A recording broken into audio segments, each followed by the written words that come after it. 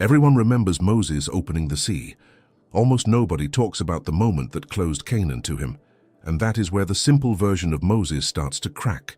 His story is usually remembered through the highlights: the burning bush, Pharaoh, the plagues, the sea opening, Israel escaping Egypt, the wilderness, the miracles, the promise.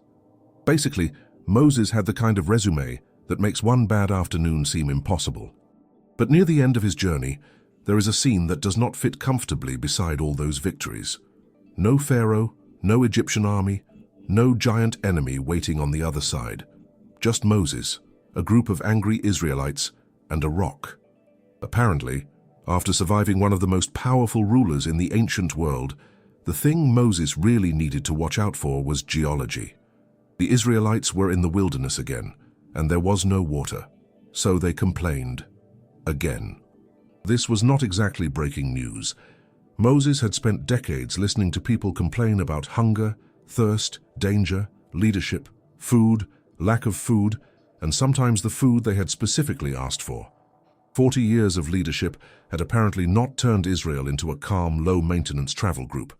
Still, this situation looked familiar. The people complained. Moses went before God.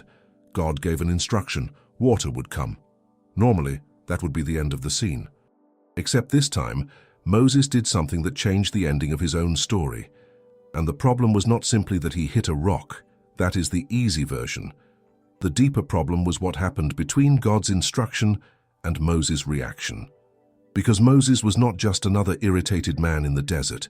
He was the leader, the man who had stood before Pharaoh, the man who had led Israel through the sea, the man who had spent decades representing God before the people. So when Moses lost control, the moment carried more weight than a normal burst of frustration.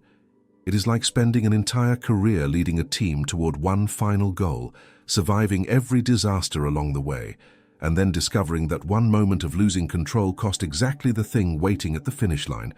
And that is what makes this story hurt. Canaan was no longer a distant promise. It was close. Moses had already spent 40 years walking toward it. 40 years leading people toward it. 40 years dealing with crisis after crisis while keeping the destination in front of him. Then, near the end, one moment changed what that destination would mean for him. The rock was not really the beginning of the problem. It was the place where the problem finally became visible. Because Moses did not lose Canaan with the first strike. The crack had been forming long before his staff ever touched the stone. Moses did not lose Canaan with the first strike. The crack had been forming long before his staff ever touched the stone.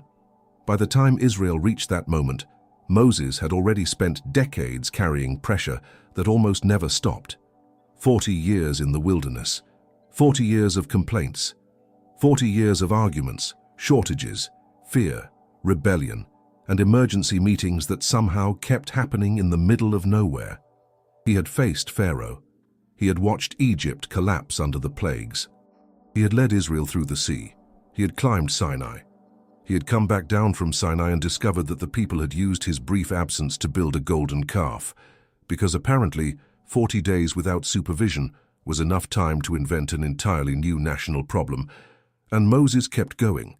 That matters, because the man standing near the rock was not inexperienced, careless, or casually rebellious. He was Moses, called by God, used by God, trusted with impossible assignments. And still human. A man could split a sea and still reach the end of his patience. That is the uncomfortable part. A long record of faithfulness does not make someone immune to exhaustion.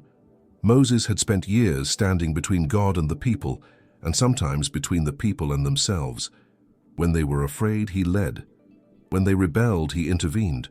When judgment came, he pleaded. When they wanted to go back to Egypt, which is a strange thing to miss after escaping slavery, Moses still had to keep the whole journey moving forward.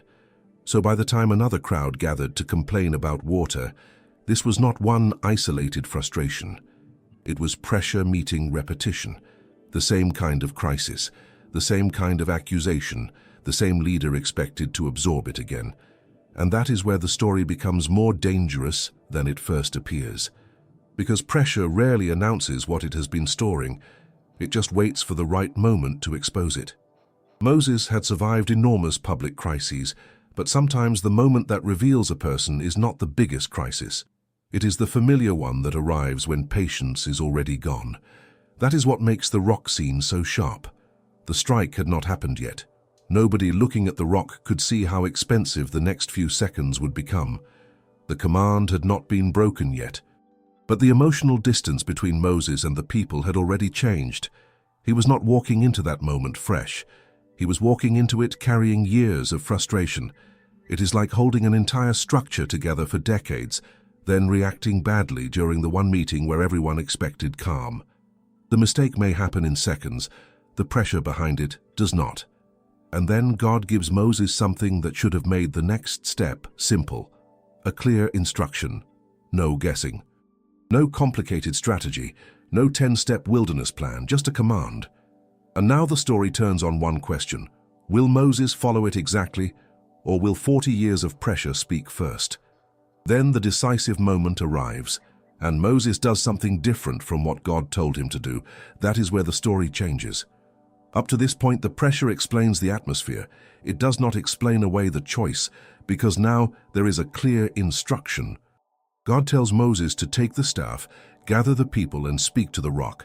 Speak to it, not attack it, not turn the moment into a speech about how unbearable everyone has become, not improvise, just speak. And Moses walks out carrying far more than a staff. He is carrying years of frustration. The people are gathered. The rock is in front of him. The instruction is simple. Then Moses speaks, but not to the rock, to the people. Listen, you rebels. Not exactly the calm opening anyone expected. Then he asks whether he and Aaron must bring water out of the rock for them. And suddenly the moment sounds less like obedience and more like accumulated anger finally getting a microphone. Moses raises his staff. He strikes the rock. Then he strikes it again, twice, which is already one strike more than the instruction required, considering the instruction required 0. And then something almost confusing happens. Water comes out, a lot of it. The people drink, the animals drink, the immediate crisis is solved. From the outside, the scene looks successful. No water. Moses acts. Water appears. Problem solved, except it is not. And that is what makes the moment so dangerous. The result worked. The obedience did not. Moses got the visible outcome while violating the instruction that was supposed to produce it. It is like delivering the exact result everyone wanted while breaking the trust attached to the role that made the result matter. For everyone watching, water came from the rock. For God, something else had just been revealed. Moses had allowed anger to reshape the moment. He had spoken to the people with contempt. He had struck what he had been told to speak to. And in front of Israel, the man responsible for representing God had represented his own frustration instead. The water still flowed. And that may be the strangest part of the whole scene. The miracle did not stop just because Moses handled the moment badly. God still gave the people what they needed. That did not erase what happened. Sometimes the most dangerous mistakes are the ones that still appear to work. Because success can make disobedience look harmless. The crowd drank. The crisis ended. Nobody died of thirst. And Moses could have walked away thinking the moment had passed. But it had not passed. The rock had produced water. The strike had produced something else, a consequence. And this time the consequence would not fall on the crowd. It would fall on Moses. After 40 years of leading Israel toward Canaan, the destination itself was about to be placed beyond his reach. And this is where the story stops being about a rock and becomes a tragedy of timing. After 40 years. That is the part that makes the consequence land. Moses had not just started the journey. He had spent decades inside it. 40 years in the wilderness, 40 years leading Israel, 40 years solving problems he did not create, 40 years hearing complaints from people who could watch a miracle in the morning and start panicking again by lunch. And through all of it, Canaan stayed ahead. That was the destination, the promise, the place Moses had spent his life moving toward. Then God tells him he will not enter it, not because he had never been faithful, not because his entire leadership had suddenly meant nothing, but because at Meribah in front of Israel, he had failed to honor God as he had been commanded. That is what makes the punishment feel so severe. The man who confronted Pharaoh would not enter Canaan. The man who stretched out his hand over the sea would not enter Canaan. The man who carried Israel through the wilderness would not enter Canaan. The people he led would keep going. Moses would not. After 40 years. There is almost cruel irony in the shape of it. He spent his life taking everyone else toward a place he would eventually only see from a distance. It is like spending decades building a bridge, getting an entire nation safely across the hardest part, and then being told at the final section that everyone else can cross, except the builder. And no, the story does not suddenly turn Moses into a villain. That would make it easier. If he had been obviously corrupt, selfish, or faithless from the beginning, the ending would feel predictable. But he was not. That is exactly why it hits. He had been faithful through enormous moments. He had endured things most leaders would have abandoned somewhere around year 2. Moses made it to year 40, and still one moment carried a real consequence. Years later, God would allow him to climb Mount Nebo and look across the land. He would see it, the valleys, the hills. The territory Israel was about to inherit. Canaan was right there, close enough to see, not his to enter. Apparently, the wilderness journey had one final lesson in distance. And suddenly, the rock scene looks completely different. It is no longer just a strange moment where an angry leader hits a stone twice. It is the moment that changes the ending of his journey. The water came out. Israel moved forward. Canaan remained ahead. But for Moses, the destination had changed. He would lead the people almost all the way there. He would prepare them. He would warn them. He would hand leadership to Joshua, and then he would stop. So when the title says Moses struck the rock and lost Canaan, it is not exaggerating the story. It is describing the cost. After 40 years of walking toward the promise, Moses reached the edge of it, and the man who had brought everyone this far would be the one who could not take the final step inside. Moses struck the rock and lost Canaan because in that moment, pressure spoke louder than the obedience his position required.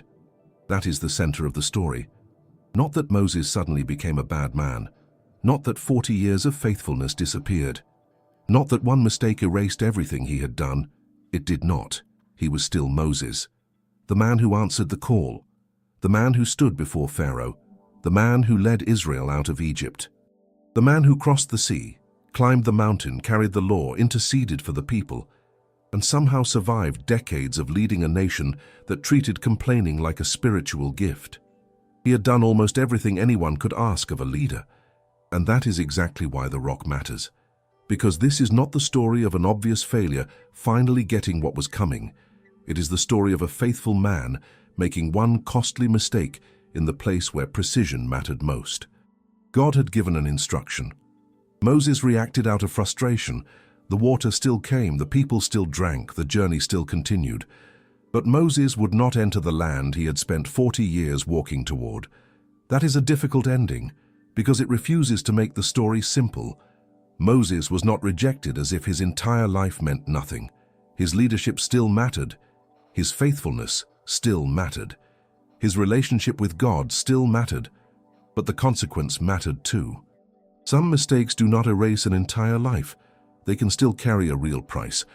And Moses paid that price at the worst possible point in the journey, near the finish.